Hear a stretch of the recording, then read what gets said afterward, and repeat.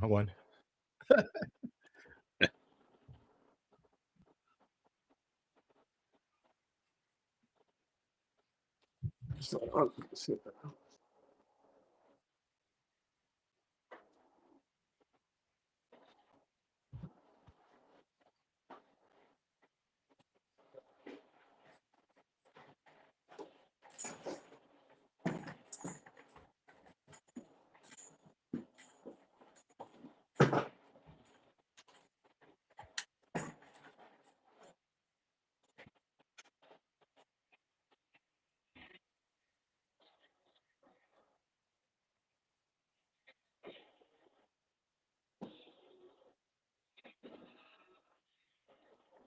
Okay. See if that helps any.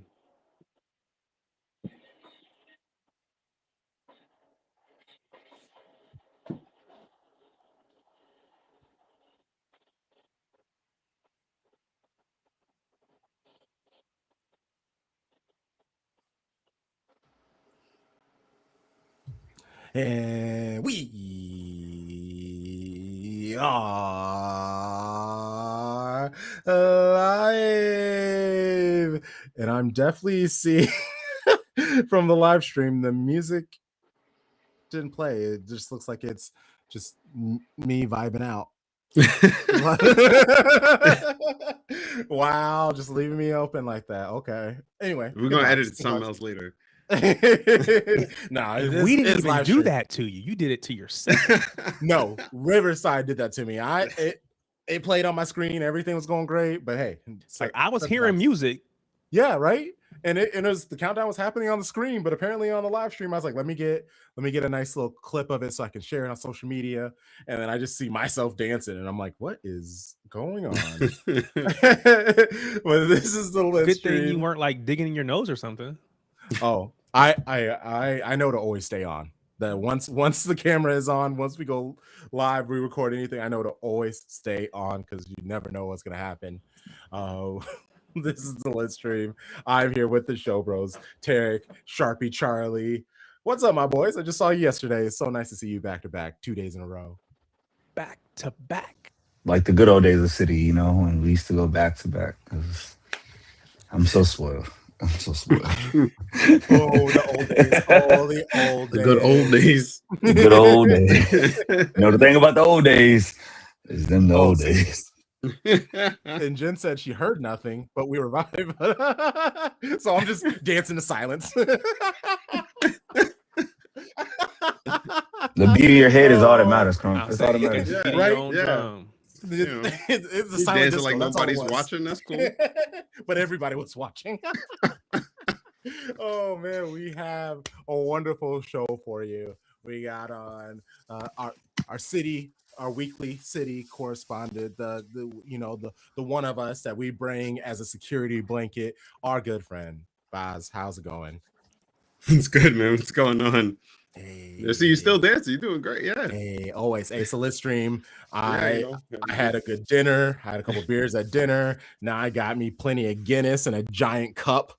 Same thing. I got mine in the Black Panther cup.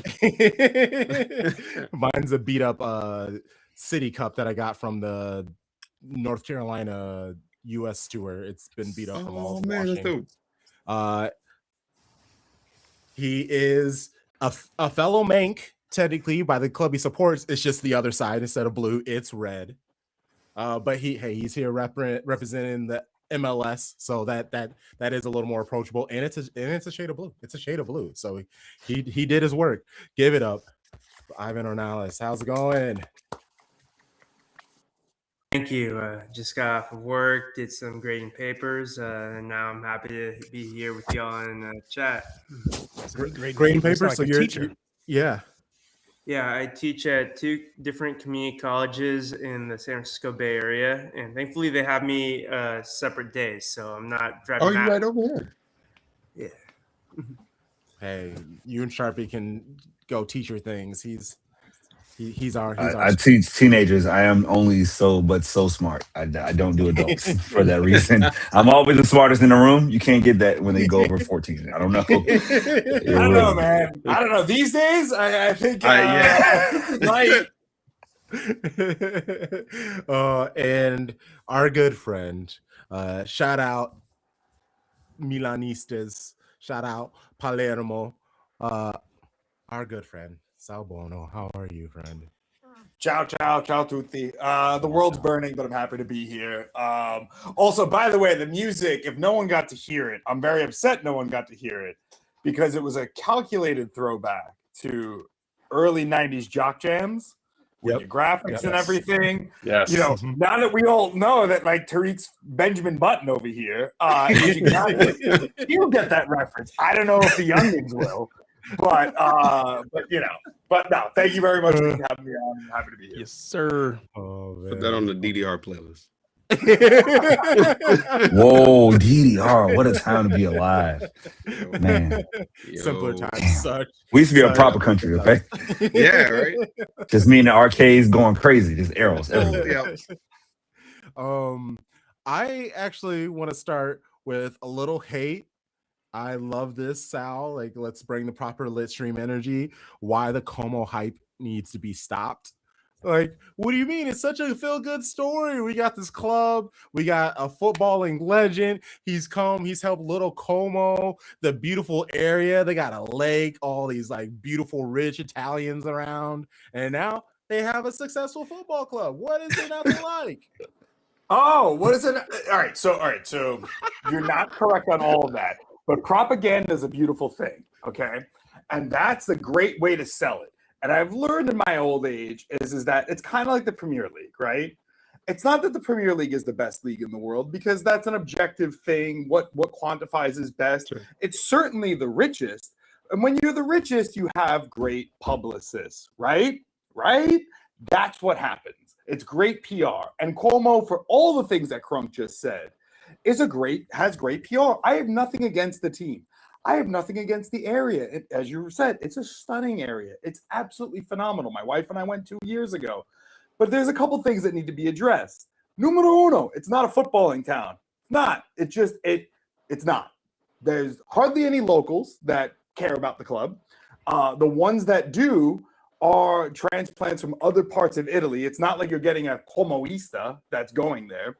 The stadium is old and decrepit. It just happens to be in the most prime location on planet Earth. So it's literally like like every other Italian stadium. It's falling apart. It's a shithole, but it's on a nice shit. It's in like, again, it's like you could put, but again, it proves the fact that like you could put a shithole on Lake Como and it's still stunning. And here's the thing that really, really, really gets my goat. This whole Shea Fabregas thing. And it's got nothing against Arsenal. But Arsenal supporters, they like Cuomo supporters, and everybody needs to tone down the temperature a little bit. You're going to bottle it, and Cuomo's not going to do anything. Because the thing is that Cuomo is backed by a bunch of billionaires. And it's not just like, like City's backed by oil money, and Newcastle's oil money, and, we see United is backed by billionaires. And that's just modern football. I've got nothing against that. But these billionaires also have very, very rich friends. Thierry Henry is an investor in Como, as is their manager, Shea Fabregas. So he has a vested interest financially to make sure that this team does well. And are they doing well? They're doing very well. They also have had the uncanny ability, and I know I'm going to get a lot of hate from City A fans, but it's true. They've had a very, very easy schedule. And scheduling, as we know, and as City fans can tell you, is key.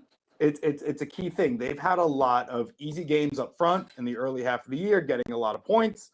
And I don't think Fabregas is that great of a coach. I don't think he's terrible, but I don't think he's that great. Also, the other thing, too, is how am I going to get excited for a team where all of their major stars are going to leave at the end of this season? Explain to me that. Like, they've spent $250 million just this past summer alone.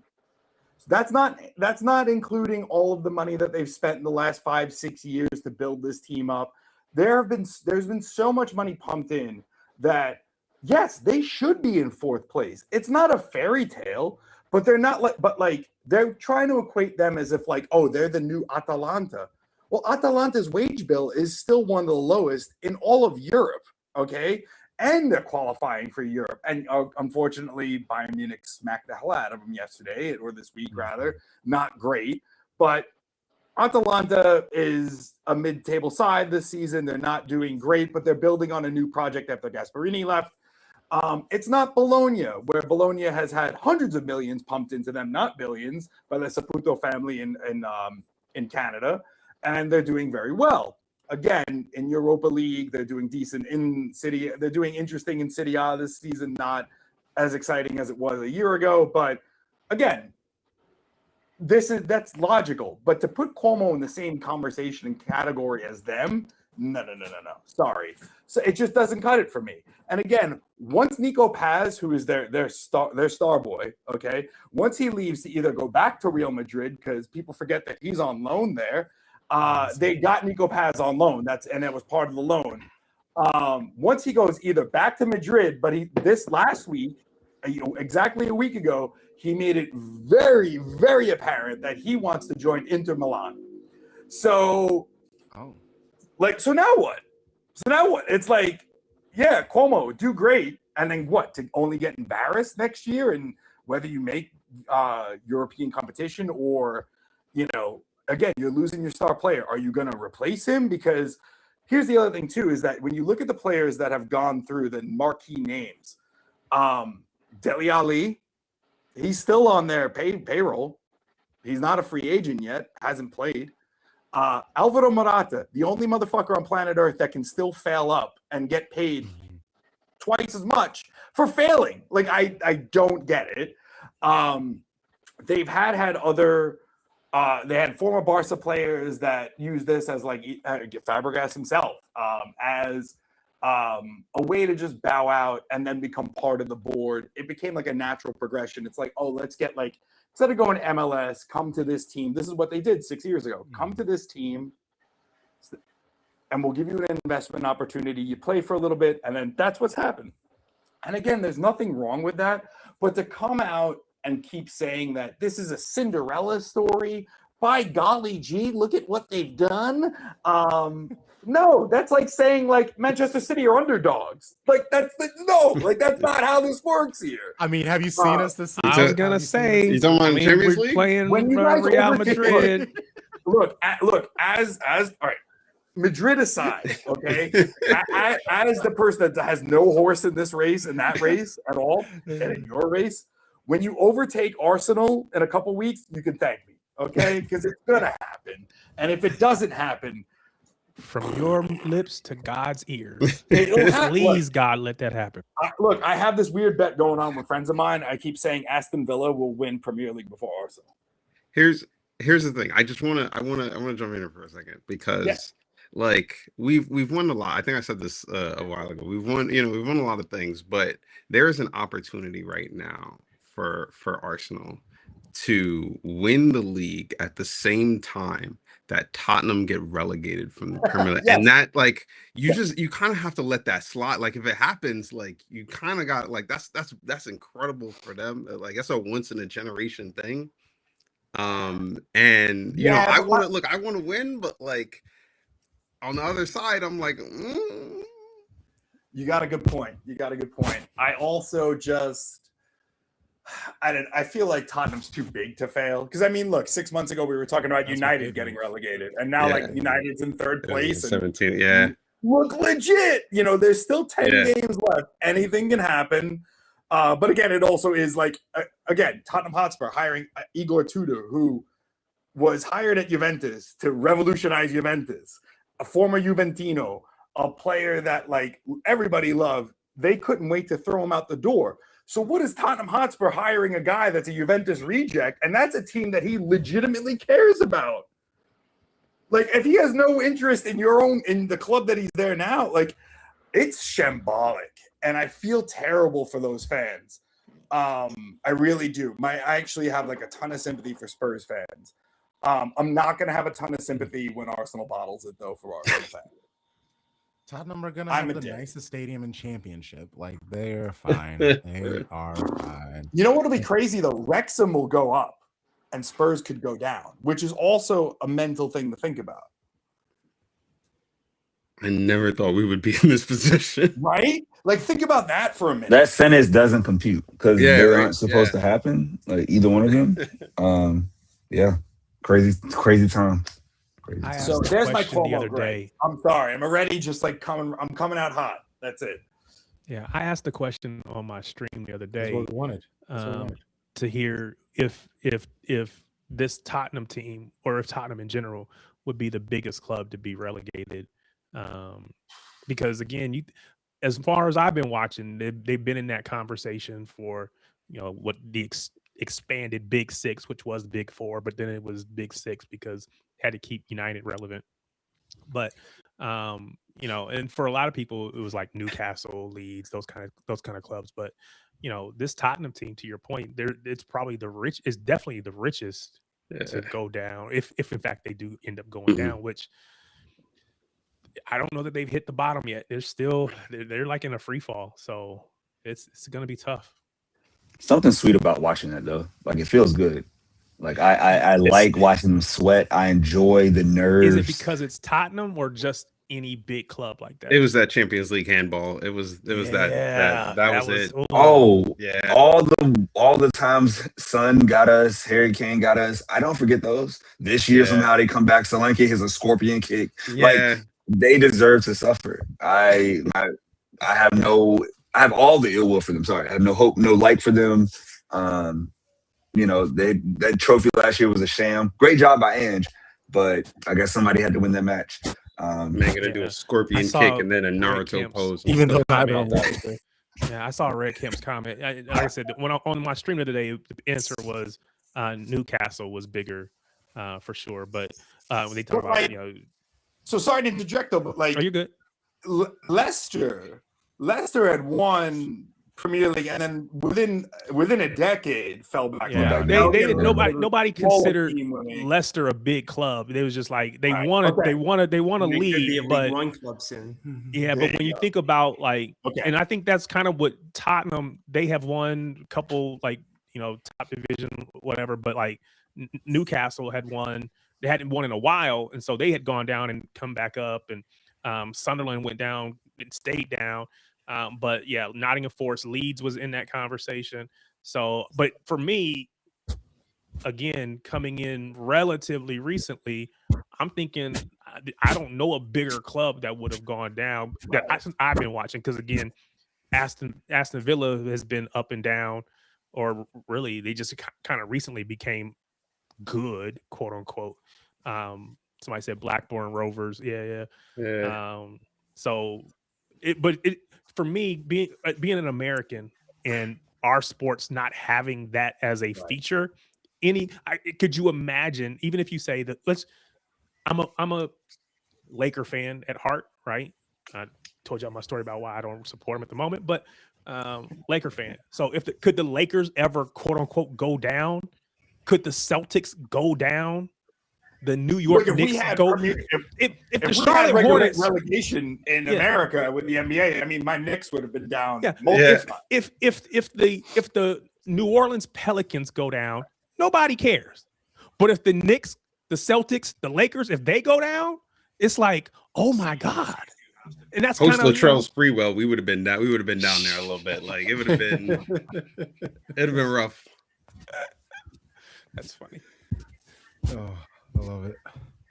The one other thing I wanted to say was the only club to win the league and then go down the next year was City.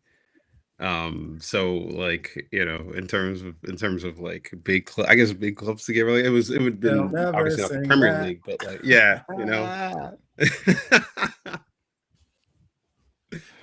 it's let's hop over from let's talk a little MLS. San Jose Earthquakes. Oh, okay, so you said you're in California. There are other MLS teams in that state. How did you end up choosing San Jose? So I grew up in the Bay Area my whole life, and even though there have always been multiple MLS teams since day one in Major League Soccer, just like in any other sports leagues, really it isn't that difficult of a decision. You're either Northern California or Southern California. So that usually makes the decision for you there. And it's only in the last 10 years or so. Now there's LAFC, maybe the reincarnation of Chivas USA. And then now you got San Diego FC. But with San Jose Earthquakes, they've had their period of success in the early 2000s. That's where they got their 2 MLS Cups. But I didn't really start going to games. I think my dad took me to a game once, like 2008, 2009. I think that was right when they came back from Houston. So they had that period in the wilderness, and Houston Dynamo happened to win 2 MLS Cups from that team that was moved from San Jose. But then, after that Supporter Shield in 2012, led by Chris Wondolowski, it's been tough sledding for a little bit. But now there's some interest with Timo Werner there, but it came at the expense of moving on from Christian Espinoza and several other key players. So going into the season, a lot of Earthquakes fans were thinking, okay, we got Timo Werner, but then the rest of our players are mostly bench options or young players that weren't starting a lot of games last season. Part of that was, players like Ronaldo Vieira, he came in mid-season last year, but they've started the season well, 3 wins in their first 3. They've gotten clean sheets in all those 3 games. Granted, those opponents, Sporting Kansas City, one of the worst teams in Major League Soccer. Atlanta United, not the worst team, but they weren't a playoff team. And then Philadelphia Union, they're one of several teams that are also competing in the CONCACAF Champions Cup. So they kind of have to pick and choose their battles there. So we'll see a little bit more about how this team is doing in their upcoming games against some Pacific Northwest opponents. Both Seattle and Vancouver conveniently are playing against each other in the CONCACAF Champions Cup, but they're going to be strong opponents. Listen, don't let anybody tell you that having just one player, one like Premier League player on a team is a bad thing. I was a New York NYCFC founding member, and we had Frank Lampard and like Mix Discarud, and that was it. So don't let them tell you that just Timo Werner is. Brother, we also had Andrea Pirlo, man. Okay. Yeah, they came later. He came a little bit later. No, they all came at the same time. Oh, the same, right? Pirlo, Lampard, and David Villa, all 2015. Yeah. Oh, right. You're right though. Mix Discarud was like the first name that they brought in. I think he was coming from. Actually, I think he was from Norway. Actually. Mm-hmm. Yeah, I remember that. Because he was supposed to be like this, I don't want to say star, but he was like the name for when the team first was founded. So what is so you've seen 3 games? Is it 3 games of Timo Werner so far? Timo Werner, he wasn't available for the Sporting Kansas City game. He came off the bench against Atlanta, and then he was available for the full match against Philadelphia Union. He's gotten 2 assists in 2 games. And he's doing everything right in terms of, adding to the attack, being a distributor, getting into some dangerous positions. So hopefully it's only a matter of time before he gets his first goal. But no matter how he's getting goals on the board, whether it's goals or assists, we don't mind at this point, especially when the defense is playing as well as they have been to start the season. Our goalkeeper, Danielle, he's been playing well for a few seasons now. But the back line, they haven't really made too many major additions to it, so I was a little concerned about that. But Daniel Mooney has been our best defender. He's a player that came in through the Super Draft, and he's either been our 3rd choice center back or maybe our 3rd and a 3 at the back for most of his career up until this season. And he's displaying his athleticism and just covering a lot of the key opposing threats for the other team. I was looking at the standings and everything, and how the hell are Inter Miami 3rd, but they have a 0 goal difference? Like, what is going on with that? Orlando City helped them out a bit, and they already first sacking of the season. Oscar Pereira had gone. Wait, really?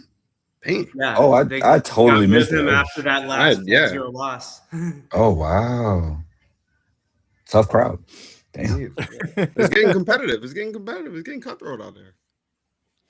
Yeah, I canceled my Apple TV account because I like watched everything that I wanted to watch, and I've been contemplating, do I get Apple back just to pay attention Vroom to vroom, MLS? vroom vroom, Yo, vroom vroom. yo, It's a listen, better I'm deal now that's no longer a separate subscription. So now Yeah. everyone gets it included in their Apple TV, which Mhm. is what it should have been from the beginning.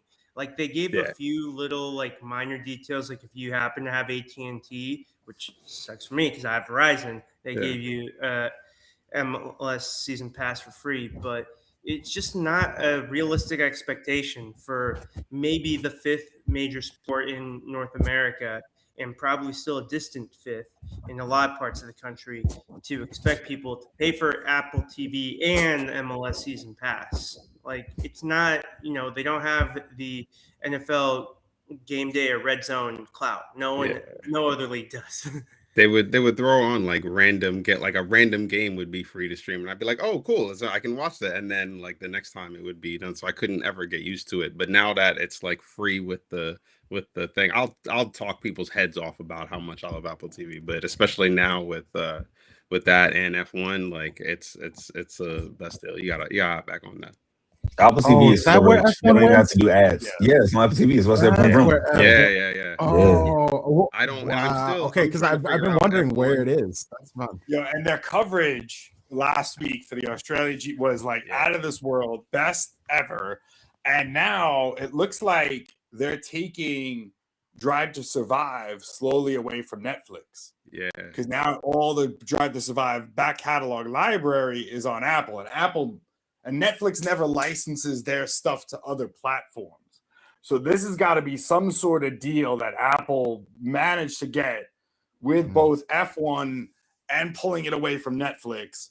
And I can eventually see Drive to Survive go to Apple and just stay, and that becomes your F1 one-stop shop. The way MLS is like, to just go to Apple now. Yeah. It's worth the $13 a month now. Yeah, definitely. In January, when there was nothing on, and I watched everything, like you all said, it was like, what am I doing here? But now you get a lot. Shout out to Apple. I think everybody on this call should be getting free Apple. Just putting that out there also, Apple TV. Yeah, that would Apple be great. TV. That's right. You should be giving Shades of Blue free coverage. Apple TV. Listen. Apple TV. Yo, I would love an Apple bag. Could you imagine the size of that bag that would come in? Like it'd be like they're like DEI donation. Like I'll take it. Like I'm here for it. Like put me in the background won't dancing ask you ads. how I'll do much that. I don't mind that. I mean, are you Placed on in Northern it. California? Just go to Silicon Valley. You guys are like neighbors, and just be like, "Yo, Yeah. Timmy, Yeah. hook it up, Yeah, hook it up." just go That's to it. the local Apple store as well. Oh man, been purposely avoiding all things Man City, honestly, but I feel like we can talk about it real quick and duck in and duck out, and then talk some other stuff and maybe get back to it. I like this from you guys. Would the tactics that we tried at Madrid work in the league if Marmoush starts? I guess why do you I guess what do you think about that? Like, I was thinking about this, and I like, because I was like, why would you try this? Like, why would you try this? Like, clearly just like pressing the right button on FIFA all the way to all out attack. I was like, why would you try that? And I couldn't, and when I was thinking about it, I was like, all right, I could see why this would work. I don't know why you would do it against Madrid, but I could see why it would work against, like, if we're playing like Stoke or like somebody like that. It's crazy.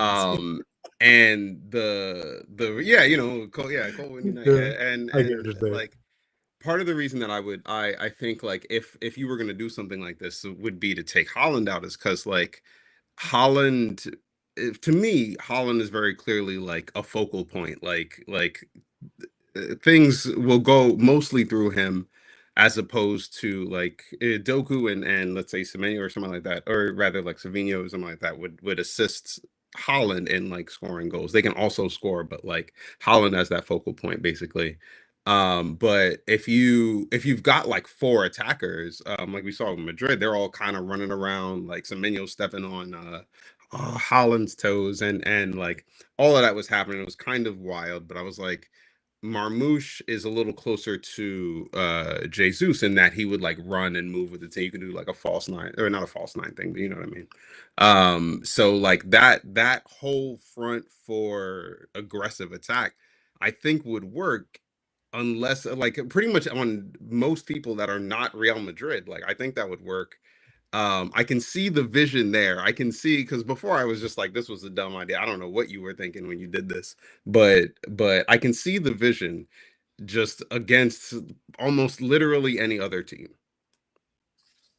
See, I think the thing he got wrong is that he messed up the fullbacks. You change up Yeah. guys who've been playing fullback consistently for 6-8 weeks, and Nuri and like post AFCON, Nuri and Nunes have been amazing, right? Yeah, like we hadn't lost a game since January 20th against Bodo, the last time he left Rodri exposed. So and shouts to Red Camp, who has some great comments in the chat earlier. It's like this was avoidable. He made a bad choice. The players couldn't respond after they got shell shocked. Like Valverde went, I don't know, prime like Zidane. I don't know what got into him. That was ridiculous.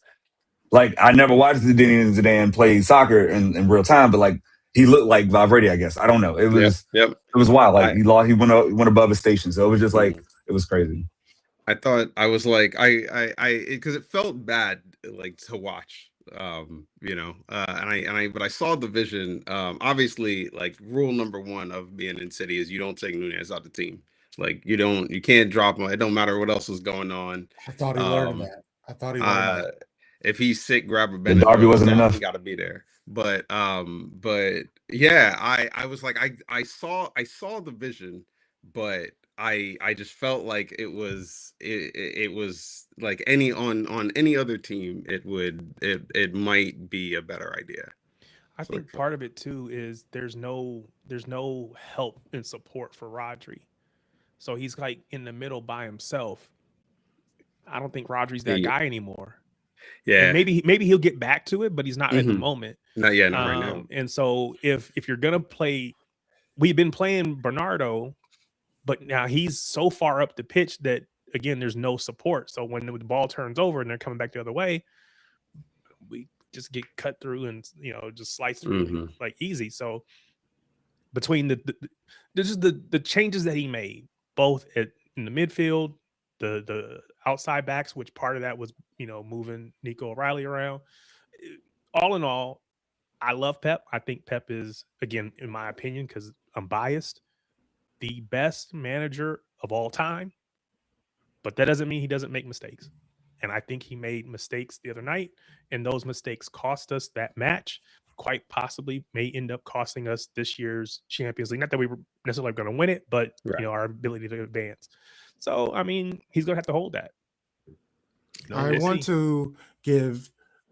to put my cape on for it because, again, if Savio or Holland just make that run, Bernardo Silva is the only person that made those two runs when Doku had the ball. If either of those guys make the run, knock the ball in, we're up 1 or 2, and the game is like completely different. And then immediately after that second miss, kick the ball long and scored the goal. And the game plan that had been working for 15 minutes now is falling apart. And because it was so all attack, once the attack loses their confidence, which they did, that is kind of when things fell through. Sorry, go for it. Oh no, I was gonna say this is the one and I know I wrote this down too, but like I've been trying to figure out, like, for so long I was watching a City team that I'd be like, damn, if they just pass the ball to Haaland, man, they're looking at everybody but Haaland and giving him the ball. And it felt like now there's been like a switch flip where if you get like you put it right there for him, he's still just like he doesn't know that the ball's there or something like that. Like it felt a little weird to be like, oh man, he's got a goal drought. But like it's almost like people have not given him the ball for so long that he's just like, screw it, I don't want it anymore. Or something like that. I don't know. But like, yeah, it was weird. It's a weird like moment for him, I think. Yeah. What do you think of Trent's comments? It made it seem like, oh, we were so underdogs. We were doubted by everyone. People thought City were going to destroy us. I don't think anyone expected that. I think he's a little delusional just because of the few injured players. But that's huge. They had some big injuries. Yeah. I think the injuries fed into what people thought. I mean, quite honestly, I thought we would win. Everybody knows Madrid is going to be a tough out, and they're going to be, especially at home. So you don't think you're going to necessarily run over them per se. But I thought, and I still feel like the team that we put out versus the team that they put out, we should be 2 goals better than them. Now, again, we didn't play that way, but if you just went through the lineups, I would tell you that team is 2 goals better than them. Mm-hmm. Like, I thought for sure yesterday's match would have been 2-1 in favor of Madrid because they were at home.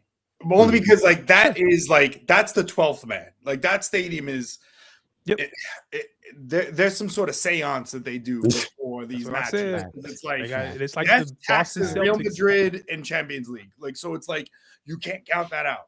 Yeah. But to go 3 and you guys get nothing, that's just plain strange. But I also think, and again, coming from an outsider's perspective, it's kind of indicative of the City season this entire year. Coming from, or actually I should say almost like the last 18 months since we saw Pep scratch his head. And I know that's like self-harm is not good and that should not be the thing that we should be thinking of, but it's a thing that we saw. We saw it in real time happen, and I made a meme. Bro said he wanted to hurt himself. He said he wanted and like he's very passionate about it. He got among us because of the game. So it's like, all right, life. But since that moment, this has been a bizarre City team, and it's been a bizarre City team because they've been a City team that they don't quite know what they want to be yet. Is Haaland the future? Are Pep's tactics still working? Or do we rely on younger players? We saw the old guard leave. So it's like they're trying to find themselves, but while they're finding themselves, they're not creating a depth of bench. As we just mentioned, we just listed off a bunch of guys that Real Madrid did not have yesterday, but Real fucking Madrid still managed to field a team that didn't even need Mbappe. They played better as a team. They played more like a team without some of those stars. There you go. It's almost as if like, yo, they're counting us out. Great. Now we come together as one. And it's so silly and like corny to say that, but that's what got the victory. It wasn't because they were better or the players are better. It's that they were a cohesive unit, and you guys from the jump looked like, oh, wait a minute, something doesn't seem right here. And that's just from an outsider, that's how it looks. And I feel like these are easy fixes. And Pep's not dumb. He's gonna adjust when you guys go back to the Etihad to play this match. But I also think it's kind of a blessing in disguise should you get bumped from Champions League, and then you just focus on making sure Arsenal does not win Premier League. And that's really what all of this is about. Well, see, I'll say this, right? Like, and I hate when matches go like this, but you look at the first 15, 20 minutes, like before the goal, City were dominant, right? Courtois hits the best kick of his life. O'Reilly totally misreads it. And Valverde, again, leaves his body and becomes a different person. And like, boom, we lose it. And it's like, but we had just been there in December. Like, people forget, we beat Real Madrid at home in December. And that is what ended up basically causing them to go to the playoff, right? I mean, obviously the Benfica thing hurt, but like, if they beat us, they don't even have to worry about it. So like, this team has won at Real Madrid. I just think because we didn't finish those early chances, we didn't make the right pass, we couldn't get across to the balls, as Crunk was saying, like, the plan was working. Now, I think Pep's issue is that he didn't adjust fast enough. Correct. He didn't want to say, hey, let's put out Nori in a half. Let's put Nico back into midfield, Nico O'Reilly. Crazy. Yeah, like everything was on side, but I'm like, yo, this kid on the wing is just on the wing. Like, he's not the one that's fucking up, like, or the one that is supposed to be running across midfield and can't do it. And I think he won't see. I would love to see Pep take the step and say, hey, club captain Bernardo, I love you, but in this match, we need size, we need physicality, we need legs, and you just shouldn't start. Like, give me Nico G, give me the young Spaniard, give me the young Englishman. One of those has to be beside Rodri. It can't be you now because you just can't cover. We need more. And I think, like, Will he do it? Probably not. So I'm just gonna have to wake up Tuesday, see the lineup drop, and go, okay, well, here we go. I hope we can hit him like we did back in 23. But it doesn't feel likely. Like it just doesn't feel like if Bernardo's on the pitch, we're gonna win. Right. We keep putting Kusanov in situations that are like you're like if your first job, if the first day of your first job was on Black Friday in high school or something like that, like you keep putting in like under the lights in like the worst of situations. They're just like, hey, throwing you in here. I know you're like 20 or whatever, but we're throwing you right in there. And shout out to him for somehow managing to survive emotionally during that. But like it does feel a little strange to just keep like putting him in the biggest of spotlights. There's only so many times people can still bring up this Chelsea thing before I just get tired of hearing it, but we keep doing it. Oh, I already am tired of it. But I will say that second goal when Vinny just like dropped him when they were just running side by side and just literally like all of a sudden they're side by side and then Kusanov just goes and I was like, oh yeah. What actually happened in that play? Because I saw him go down, but I didn't know if he got pulled, Vinny pushed. tripped him. Like he put. That's what I was wondering. It looked like he put his foot in between his legs and it like tripped him. It might have been like incidental. It was just like they're moving so fast. It did seem incidental. Yeah. But yeah, it wasn't good. He's supposed to be our size. He's supposed to be our speed, and he just got. But I can't. If he did get like tripped or knocked down or whatever, it's kind of hard to kill the kid for that, right? Because again, that's like you said, whether it's incidental contact, whether it was intentional or whatever, it doesn't really matter. It was more of a fluke. It wasn't like he just beat him just in the play, whatever. So it's hard. It would be hard for me to to criticize him for that. My issue again, I feel, this is just my opinion, Pep doesn't want to take the hard choice. He wants to play Kusanov because he knows Kusanov gives us the pace and the physicality and the strength at the back. But instead of making the difficult choice and saying, Diaz, I'm going to sit you and play Kusanov, well, how can I get them both on the pitch? So I'll take off Mateus Nunes, who gives us something going forward that for all of that Kusanov gives us defensively, he does not give us anything going forward. Nothing. So you basically just shut down one side of the attack. For what? Because you're not willing. You didn't want to make that difficult choice. And the issue with Pep is he is too. At times he can be too. I don't want to say loyal, but stubborn. Loyal. Yeah. Loyal is probably he's so loyal to these players who he's loyal is the PC term for stuff. And it's like I don't care what Diaz has done in the past. He's not the best choice in this moment. Play the best choice in the moment. You're 100% right, Tariq. And like the thing is too, and it harkens back to what Mourinho has always said about Pep, where it's like, if you're not willing to adjust your tactics, brother, your tactics are stupid. And it's like, man, you are the special one for a reason. But it's like, again, it's like, and that is kind of, and Pep is like live by the sword, die by the sword, but it's his own sword that he's going to fall on. And that's where it becomes like, dude, you have a beautiful roster. You have an embarrassment of riches of players. And here I am complaining about, I don't know if City has enough depth here for the Champions League. But it's like, use these stars. Also fix that defense. Because Donnarumma, when he blunders like he does this week. My boy didn't stand a chance this week. No, he struggled.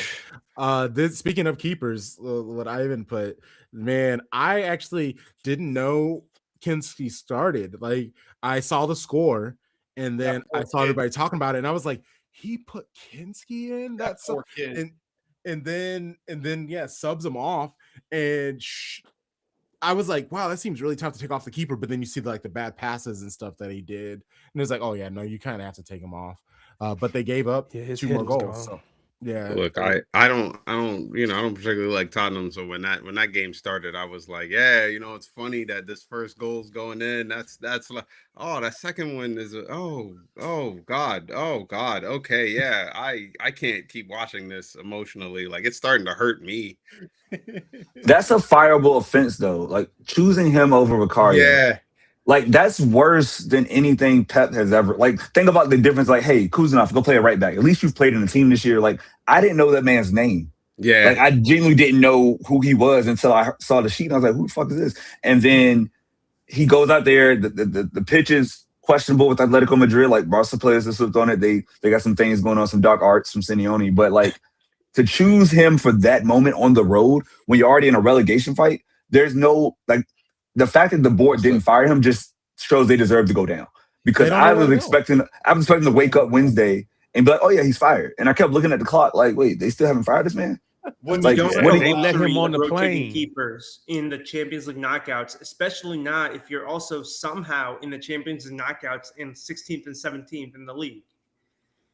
Yeah, yo, it's like what I did love about that moment, and this is like a terrible thing to say, but like every goalkeeper from present to past all came out and defended Kinsey and was just like, and all pretty much said the same thing what Charlie just did, was just like, what are you doing? You just destroyed this kid's confidence. You just, Edwin van der Sar, no, Kasper Schmeichel it was, ripped Tudor a new one. And like rightfully so, Buffon came out. It's like every goalkeeping legend came out to defend this kid, which is incredible.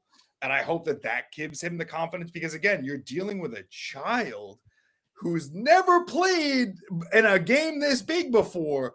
Like, we talk about mental health a lot, and I know you guys talk about it a lot on your show. I do a lot on Cover Mundial, but it's like, that is something that could really screw this kid up for the rest of his life. And like, and for Tudor to think like, oh, well, we're just going to throw away this game anyway, because that's clearly the mentality that they had. He had, and technically he was trying to shoot at Vicario. He was trying to show that he doesn't care for Vicario, and he used Kinski to prove his point, and it didn't prove his point. And I think that is kind of the story of Tottenham, is where they brought in Thomas Frank, who was just supposed to be kind of like an X's and O's guy. Like, he's Cheerios. Like, he is, hey, we're going to come in, we're going to just do exactly what we need to do.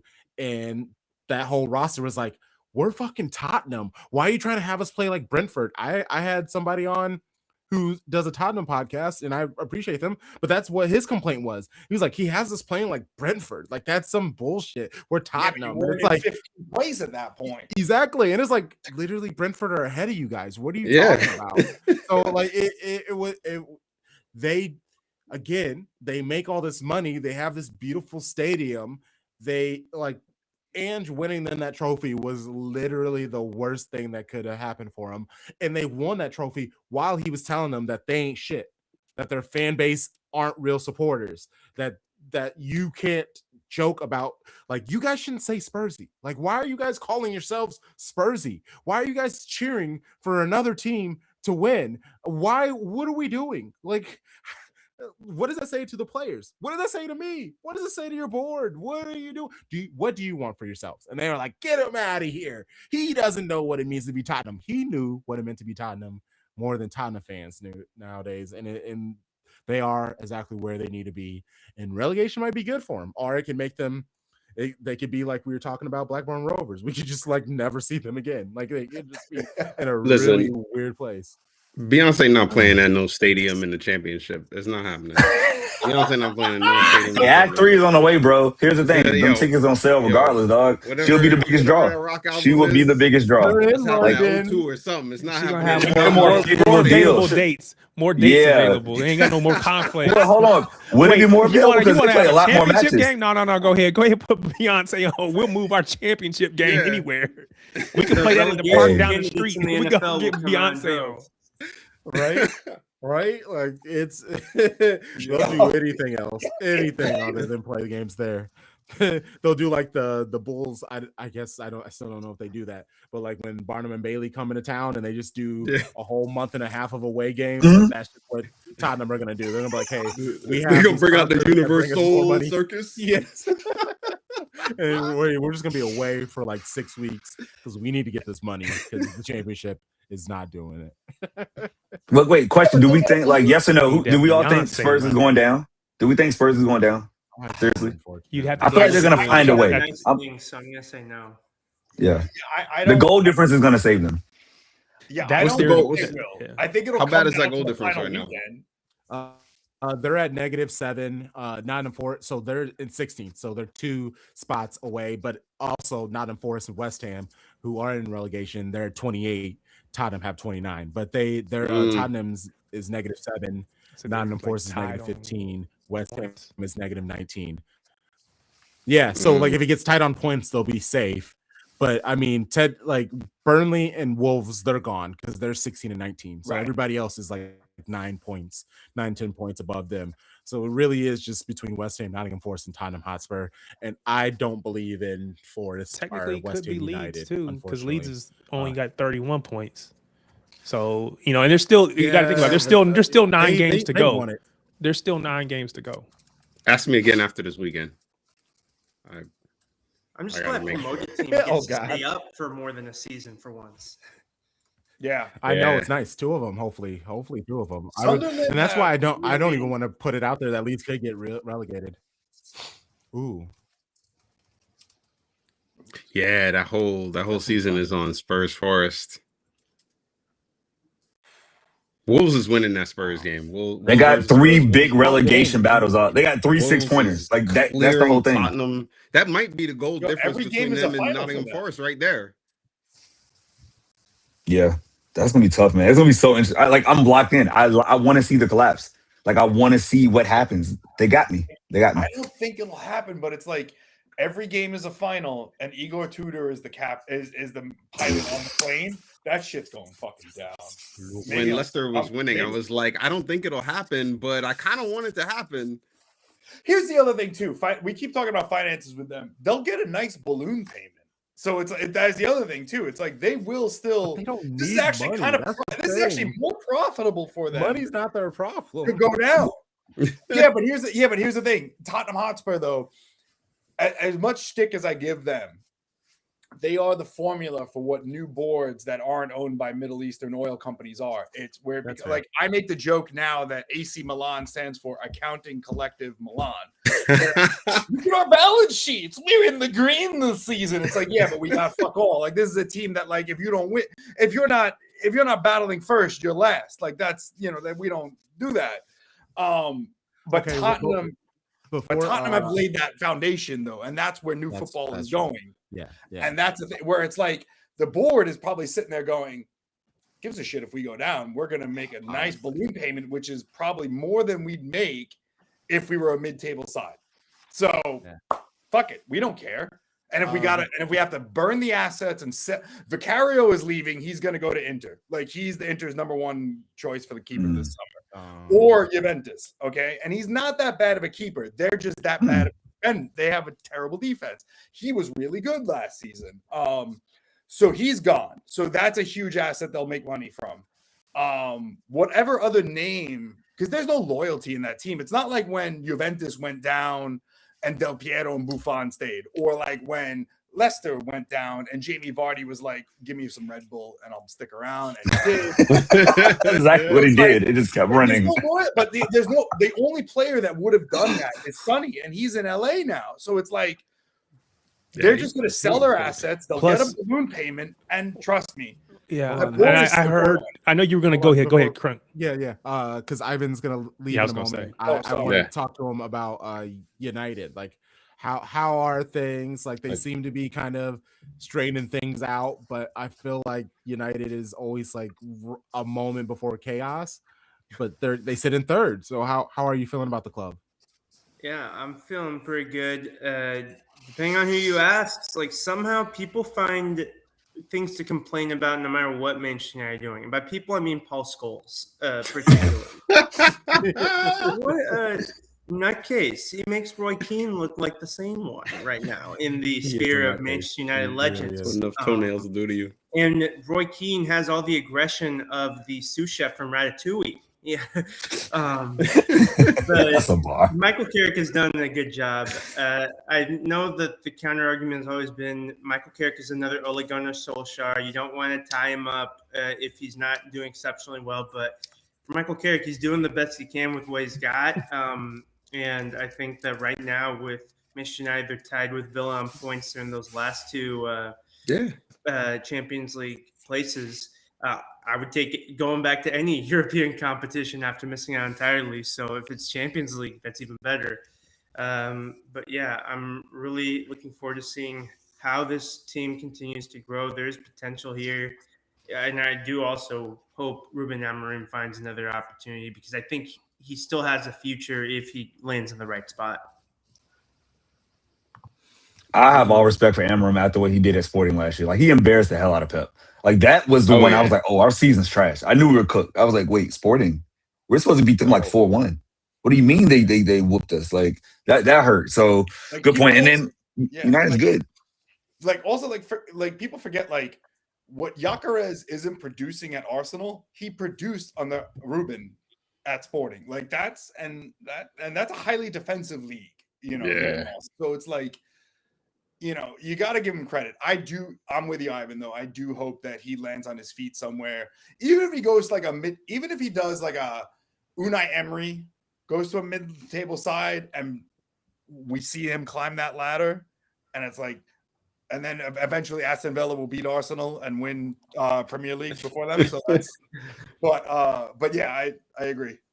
Ruben Amorim is. I think it was just 2 months ago we saw like the red wedding, you know, of all the managers getting sacked. Like we saw, you know, Alonso getting replaced with Arbeloa in Real Madrid. We saw Liam Senior in Chelsea take over from Maresca, and I think that, you know, even though that Carrick has righted the ship a little bit for Manchester United, I do think that there has to be other discussions and other options that need to be exercised before we get too trigger happy with, you know, firing managers. And it should take something as cataclysmic as what we saw in Orlando City, for example, as we talked about earlier in this stream. I was going to say Ruben Amorim is going to take Nottingham Forest to the top of the Premier League. Yeah. Oh, well, thank you so much for having me, by the way. Yeah. Of course. Plug yourself. Let people know where they can find you and the things. Yes, you can find me at Ivan Ornelas too at Blue Sky. Right now, I'm mainly just checking in on my favorite teams on Blue Sky. I'll post when I'm watching, you know, Champions League games and Major League Soccer national teams. I plan on doing something when it comes to writing for the World Cup. I think I'm going to see how it shakes out with the remaining Intercontinental and European qualifiers. And then once we finally know those last 6 teams, potentially a 7th team, we don't know what's going to happen with Iran, then I'll be able to get my creative juices flowing again, but also, you know, with teaching and work and stuff, that is a priority when it comes to my writing and my grading. But it's always fun sharing this space with y'all, and I look forward to talking to y'all again soon. We got to catch a Quake. Thanks so much, bro. Appreciate it, man. Right. Yes, absolutely. Quakes games, there's so much fun. If you're ever in the Bay Area, San Jose Earthquakes and Bay FC, they got La Russell doing their song for the season. So shoot, that's huge. That's fire. That's fire. Yeah, I saw La Russell. He was opening Chance the Rapper when he did the concert in San Francisco back in October. Oh, nice. So much fun. Nice. Yeah. So take care, everyone, and enjoy the rest of your stream. Yeah, appreciate you. Nice to meet you. All right, that was nice. I actually want to. Well, we're showing some stuff. Before I'm waiting to confirm for it to go on sale on for Olive in York, but I wanted to show our kits. Let's go. We get Wait, let's get it. Yes, sir. Yes, sir. I don't need to see it. Let me get two. Give it. I don't need to see what it looks like. Yo, it's so fire, bro. It's a good one. I can't wait. Take my money. Take my money. Yeah. I don't need to see it. Apple Pay. Go ahead. You know. Double tap. Hold on. Let me make sure. Suspense is building. Oh man. As he gets it up, I was going to say it was a great creative process. He asked us like some of our favorite kits from City. We ranked some of them. We gave some ideas. And he gave it to Olive in York, and they gave us great options, and then we picked one, and I think it's a banger. Like it's a banger. It's a golazo. I am sitting here in a tequila sunrise kit right now, right? Like you can't. There's not too much. You can't. That man said, "I'll wear anything." Yep. Here we go. All right, let's go. Hold let's on. load it. Hold on. No, why is it not showing? Why is it? Oh, why this is it not this showing? is Hold on purpose. The drama is building. Oh my saying. God. Yeah. It's gonna be the Hold on. greatest kit reveal I'm of so all confused. time. It's so gotta confused. work. Come What? on, man. Open a new tab. Oh my Open God. tab. You know, That's share what I did. screen. That's why I Live paused. television. Oh my God. This is why I hate live. He's trying to. You want me to try to do it? Suspense. This is it's killing me. Yeah, I feel like give this to the teacher. It's like, yo, Here, I'm just gonna do it this way. I'm just gonna pull up the email and then. I thought you were just show it gonna on your hold up. phone at the camera. Come on, yeah. No, I want to pull it up on the screen, but no glares or anything. Hold on. It's not gonna be the like Second. photo in the corner that you usually see with like kits when they show a new city one. It's a real one. Like, Real one, okay? Took a quick pic as it was running by. I'm looking at it on that Slack and I'm like, man, this thing is bad. I like it. Olive and Lord, we're crazy. Yo, we got a logo up here. This has got a crest. Wow. Yeah. Look at that. You know the vibes. So it's our Yeah. it's the Man City 2023-2014 third kit. That is obviously what it's inspired off of. So, you know, we have our trademark. Shout out to Tarek. Tarek is the one who pieced together the center. We were gonna put it on a t-shirt, but then I was like, actually, this would look really good on our kit that we were doing. So we got Sponsored by the vibes, baby. Yes. And then on the back, you can obviously get your name. And then on the back of the collar, we have YKTV 2022. That's when we started. So yeah, this is Man. You know the vibes. Me too. You know the vibes. Yes, very Right, excited. Joe, Very this is- excited. I need it immediately. Yeah, I can't wait. You said it. When does it go on sale? I haven't heard back from him in like 24 hours, and I'm trying to stay calm. So if I haven't gotten the email by like 10 a.m. tomorrow, I'm gonna message them and be like, just checking Can in. I buy it yet? That's What because is going on with this that's because he process? saw the design and he took all the boxes and ran off somewhere. Well, and it's funny because it's different people. So the design team, they were like bang, bang, bang, bang, bang, bang, Yeah. and then they get to the actual like the guy, the sales part of the guy, and he's just like, Yeah, we'll get there. Yeah. Do you have a range? I know you don't know the exact number yet, Crunk, because Drew just asked how much. Like, are we thinking like over 100? We thinking like 70? What were we thinking? I believe anywhere between 50 to 70. Yes, I think. Okay. I think we're gonna try to Solid. make it very, very. Give me 3. reasonable, I'll take very 3. affordable. Give it to me, please. Like, yeah, so we're definitely gonna have that. I think it's gonna be like maybe Ad it's like space in the they're gonna be chat on said, sale for money, like how much? yeah. I think it's gonna be on sale for like 4 or 5 weeks or something like that, and then it'll end. But for our meetup in Kansas City that we're gonna be doing in May, I will have some there that we're gonna be doing like we're gonna do some giveaways, some fundraisings and stuff like that. So there will also be other chances where you can win it. / I think I'm just gonna buy some also in bulk. So in the future, if there are people who miss out, they can purchase them. Every time I'm on this Lit stream, you put me on with United fans. You're not going to tell me about the meetup in Kansas City? I didn't know about that. This is also something you do this to me. we like talk about it, and like it's a thing that's happening that we know it's happening. But I need to reach out to KC citizens and like confirm a date and all that stuff, and that's when we'll have announcements and we'll do all that fun stuff. But once we get this kit out, then that's when, you know, one big announcement at a time. That's kind of what I'm trying to do. Yeah. Yo, Kansas breadcrumbs, you know, little by little by little. Very proud of you guys, man. Yeah. This is awesome. Awesome. It's all Crunk. It's all Crunk. I literally just show up. I am the least talented person in this operation, guys. Terry got a whole YouTube stream with people across the pond. Crunk literally is a Jamaican. He has every job in the world. I just show up and say jokes like that. I just make people laugh. I'm literally here just to be the young, funny one. That's it. That's the goal. The hairless, young, funny one. That's my job, okay? I'm like a naked cat out here. What's those naked cats called? That's me. I'm just a naked cat. Not calling himself a naked cat is crazy. No, it's and yeah, like Sharpie put in the thing. It's in celebration of our 4-year anniversary because it's coming up this weekend. It's We're gonna beat West Ham, get those 3 points for the 4 years, baby. Yeah. On our way to our first women's title in a decade. We making moves, man.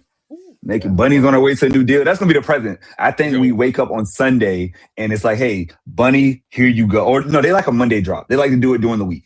You know, we'll win the match on Sunday, 3-1, 3-0. Then Bunny, new contract, get the signature going across the little digital board. Everybody can breathe because I've been sweating since last year when I was like, hey, our contract's up, guys. December, hey, our contract's up, guys. It's coming. Coming. If they don't give her the 10-year deal that they gave Holland, they need to give it to Holland. Give it to Holland. Give her the same exact deal. Literally, she's just as important. And honestly, she's way more consistent. Oops, sorry. Did I say that out loud?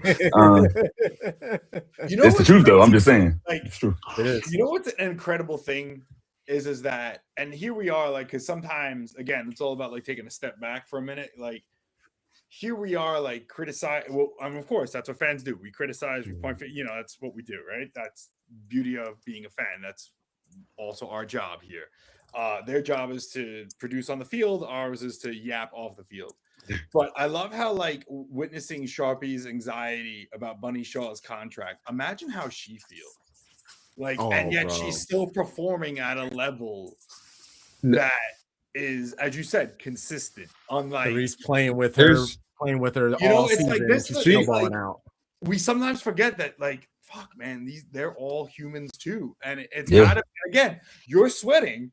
And I don't want to hear the discussion. Oh, well, she's a millionaire and she's gonna and they're athletes and they make a ton of money and endorse. It's like, yeah, but like if they love playing at City and if they love the team that they're at, why not? There's literally nobody who can take her spot. Like, why not? Literally nobody. I don't even believe that she's sweating because look at what she's done. Like if they don't want her, like if they're not signing up here, take a she's getting a bag somewhere. Contract. That's on them. Yeah, that's on them. That'd be we're cursing City out every week. Yeah, I'm just gonna post and it's like, good morning, citizens. Good morning, Shady Gang. I just want to pop in here to say, fuck you, Manchester City. I'm gonna get myself blocked. Bro. You know when you get it, when you're like up for a performance review at a job and you've done so well, like you're like, this is a wrap. I don't even need to worry about it. That's got to be what it's like. You hope, but again, it's like, why is a team like this dragging their feet? Because it's like, I think it's good business though. I think it's on her side. I think her side is, and even like the way the Chelsea news just came out of nowhere. If we gonna win the league, like I led you to the league title. And then like she's first in goals by 6. Holland's distance is only 4, and she's third in assists. Just like she is by far the best player in the league. Best player, I would say, top 3 in the world. Right? Like I think she's up there in her like best of her position. She goes to Beaumonti, Putellas, all those people. Like she's exceptional, and her representation is doing her service. Say, hey, we can wait this out. They're gonna sign you, and if we get another 100K, 200K out of this, like. You deserve it. I see. And that's my logic. It's not like the club doesn't want her. I think it's her people. And I will say, Lauren Hemp signed her. She didn't sign her contract until April 26th. Oh, good point. She waited out. Yeah. So like they don't back up a jet full of money to this person's house, like. Well, and they probably are, but she's like, this is like a little bit more. Have you seen that player? Like the more deals that happen, she can just have another number. Like, oh, look what Trinity Rodman got. Oh, look at what she got. Like, bigger jet. I want to. And we don't have a salary cap over here, so ain't no salary cap. So pay me what you owe me. I want one of those jets that Chris Gnomes I want a bed in my fucking jet. That's the jet that I want. That's normally my thing, Crump. Oh my god, you beat me to it. That is so good. That's good. I read that those commercials that she did cost $122 million. Do you know how much like the Dark Knight Rises cost to make? Like, there was like these commercials, like 2-minute commercials they paid more for those than it did like whole movies. Yeah. I think it's an astounding way from the people that said we want to be more efficient in government. We want to cut spending. No, you just want to cut black women's jobs and gut the federal government and gut the Department of Ed and just run like it's ridiculous. Like it's we live in a simulation. Because how are people this stupid? How are people stupid? He bankrupted a casino. Like that's like why don't I do the same thing to everywhere? The country, we're trying. Yeah. Hey, 11 billion in 6 days. He's setting records. He told us, man, making America great again, making America spend again. God damn it, massa! Like this is some real shit. How you spend that much money and be losing? Don't give me ideas about that. Oh, that's a wild logo. I'm sorry. That came out loud. I am totally sober. I am sorry. I don't know where that came from, and I put it in my head and I said it again. Crunk, cut that from the internet. Don't say that out loud. You're right. That never happened. Never happened. Woo. Woo. That was terrible. Oh my gosh. I'm sorry, ancestors. Let's Black Panther would have won. Proud to the people. So AC Milan, that's a fucking detour. There was no way to get off of that. I'm sorry. I didn't help him out. Get away. We're driving as far away as we can from this. We're gonna go to Northern Italy. Just let's go. My plan of attack. Milano. The Olympics were great, weren't they? The Olympics were amazing. Come on. Cortina, I want to visit one day. Look, here's the thing about my people. We are not good at money. We're not good. We're not good at maintaining stadiums. But man, you find me a better opening ceremony. Like, come on. All right, maybe France or Paris because it was on the River Seine. That one was crazy. That was crazy. That was a different level. You can't compete. Fine, but like this, like come on, like this was. I mean, we did it right. At San Siro. So and it's so funny because you only talked about AC Milan for a moment, and you were talking about they're an accounting team, they're struggling though. You sit second in the league, you're 7 points behind Inter, so it's going to be tough to catch up with them. But you're second in the league. Yes, we are second in the league, and here's the thing: is this, bro? Here's the thing, brother. We're second in the league, but we only play 1 day a week. All right. Yeah, I love this. I love how we do this. Or they do this. I'm just here as a guest. I have no responsibility. So yeah, the Italian Man United. That's exactly it. No, that's 100%. We rise with them and we fall with them. The thing would happen, and both read. Both have, there's a lot of similarities. The thing is like, we're playing 1 day a week. Our best player is 40-year-old Luka Modric, who is, don't laugh. It's Savant. Every day, and I thank the Lord for a new day. And Luka Modric. Wait, where's your wife? Hold on. See, you messed up there. Where's your wife in this thinking list? Holy Trinity. Oh, okay. Just making sure. She's not listening. So other photo, she knows. Trust me, she knows. It's like the Gallagher brothers. There's a lot. She knows. This is how you keep the marriage alive, okay? Keep it spicy. Okay, got it. Keep it spicy. Hey, baby, we got Luka Modric. 40-year-old Croat. But so here's like for me, I look at it as like there's no excuse to not be number one in the league. With a savant like him, we got our defense sharpened up. Max Allegri, look, when I first came on here earlier this season, I sat here and was just again, every time I doubt someone that Milan signed, they prove me wrong. Christian Pulisic has been someone years ago when he signed for Milan. I famously said it on this podcast, and I was just like, why did we get him? And then 3 months later, I'm like, future captain. And now I'm like, he's never allowed to leave. Rafael Leao, who I love and don't love. I have a love-hate relationship with Rafael Leao. This is the season where I love him again, but he's been injured a lot, and he's been playing with an injury. And like he's showing us the warrior that he is, that he wants to be there, and he's showing a lot to the manager. Allegri's a lunatic, and I love it. He's gotten thrown out 3 times already. We're only in March, beginning of March, so halfway through March already. So there's still time for another 3 more times for him to get tossed.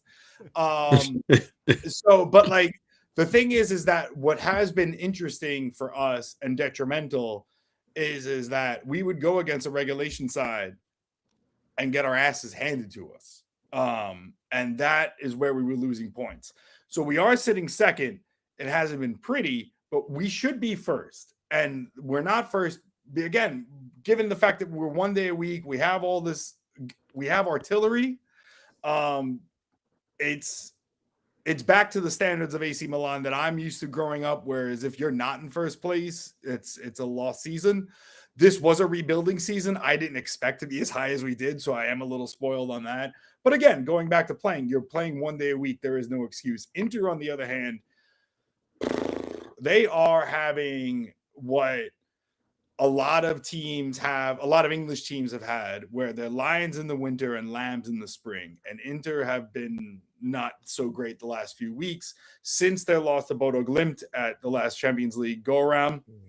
And now I think everybody wants Bodo Glimt to win Champions League, and they might, or they might at least make it to a final and shock everybody, which would be beautiful for football. But the thing about this past weekend was Derby della Madonnina, and I thought either we lose or we draw, and we ended up winning. Estupiñán, who used to play for Brighton, who I forgot even played for us. That's how little he has played or little of an impact that he's had.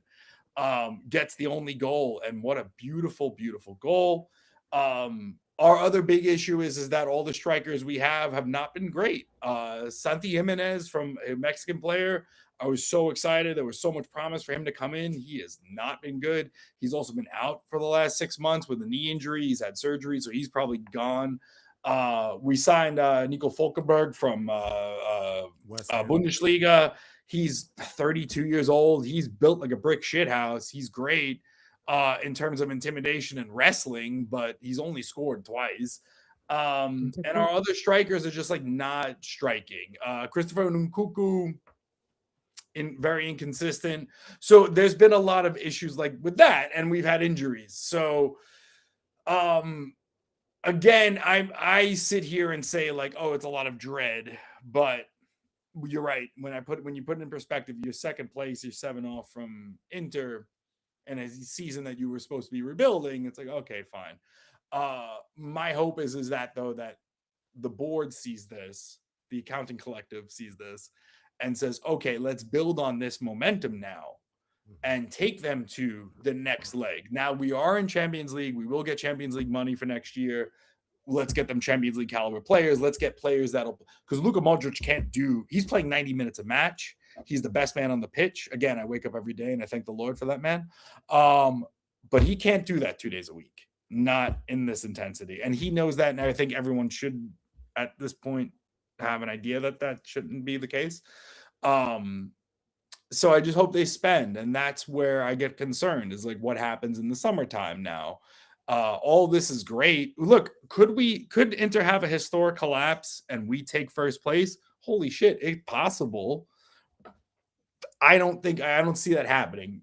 The Inter players are getting, you can see the look of exhaustion on their face, all of them. So it's possible. I just don't know if we capitalize on that. So yeah, it's an interesting time. It's an interesting season. And again, I think it also chalks up to like how crazy City I is. Last year, Napoli had won. Year before that, it was Inter. Year before that, it was AC Milan. Then it was Napoli, then AC Milan. So it's like every year there's been a newer. It hasn't been the same person. Inter, as I said, they're looking tired. Napoli, Antonio Conte still cannot play twice a week. So that's about it. Now that he's back to playing 1 day a week, Kevin De Bruyne returned this weekend. Played for about 10 minutes. Former Manchester City alumni. I still can't believe he's in City A, but again, he only played a few minutes. He's got to get back in shape. Scott McTominay is still doing the business there. So it's, it's an interesting time, especially now, is that with 10 games left. 2 weeks ago, everybody was saying that's it. Inter have run away with this. It's done after the derby this weekend. It's like, oh, interesting. So we'll see. I'm excited. It's been a weird year. It's been a weird season. Again, to be in second place, maybe I should be a little bit more appreciative of it, but I'm not. No, I get it. I mean, we're in the same spot. We are living the same But here's the situation. thing, though. But your excuse, though, is also like you're playing twice a week, 3 times. Are you still in the FA Cup? Are you still in FA Cup? Yes, every 3 We're days. playing 3 times a week. All right, we're not even in Coppa Italia anymore, so we're only playing literally 1 day a week. There is no excuse. Like we drew against Como, and of course, like that, cultural Twitter became like, wow, we got to be taking Como serious. It's like, no, you're not. Like we just had a bad weekend. And we lost to like low end like dingleberry teams. Like this, it's not even like, like if we lost to Roma or even, I hate to say it, Juventus or Inter, it's like, okay, that's respectable. Like we were losing to like the Nottingham Forest of Serie A. So and that hurt us, and that was early on in the season while we were still getting our footing. So every game matters. Inter has 22 wins. Oh my god! I'm looking at the table. Y'all have 9 draws. Like that's a lot of draws. Yeah, it's a lot. Only 2 losses. Yeah. So it's crazy. Yeah, it's a best defense in the league. Yeah. It's weird, and now it's like now people are starting to see like, oh, maybe it is. Could Inter have this epic collapse? I'm kind of hoping for it. That would be that again. It adds to the drama of it. And I mean, there are enough games where it can't happen. Yeah, and look, right, and it's like, oh, and we should capitalize on that. Will we?